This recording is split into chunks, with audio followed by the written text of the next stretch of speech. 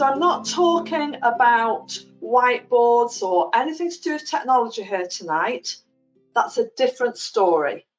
This is purely about you as a professional or a parent thinking how you can enable access using low-cost approaches. Homemade ideas. We cannot go to the high street store and buy what we need, or to the internet provider, the suppliers. We have to create our own. But it's good to have a basic kit.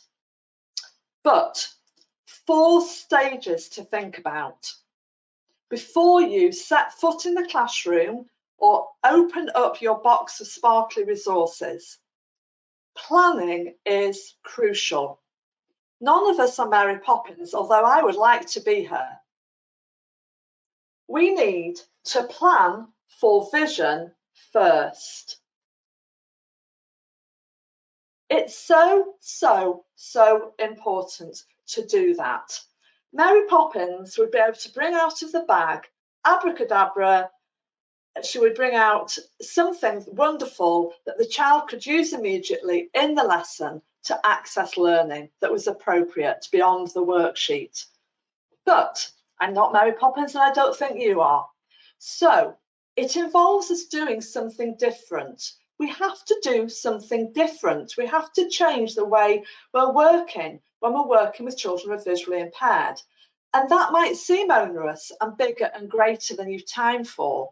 But if you plan for vision first, so think about the child who's visually impaired first, when you start your planning, then you'll find that all the other children fall into place, because actually what you do for the child who's visually impaired benefits greatly a huge number of children in your class and care.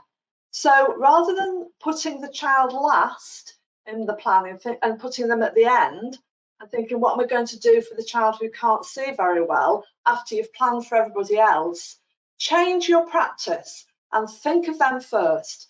Plan for them first, work out the resources, and then you'll find everybody else falls into place. What you do for children and young people with a vision impairment 99% of the time works beautifully for all other children. So inclusion can happen easily. We need to make a change in practice in order to make a difference to children.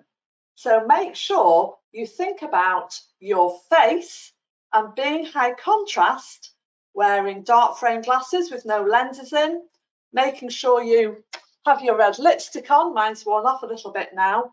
Red lipstick, high contrast, black moustache makes a huge difference to children. I'm just going to reapply it.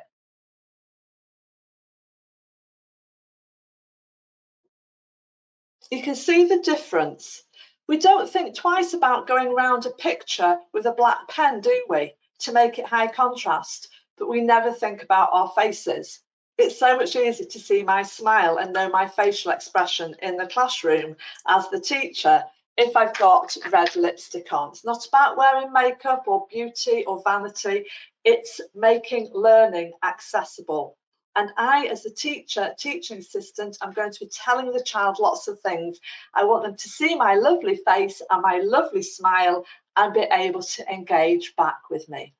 So the very first thing is to think about your face and what you're wearing on your face.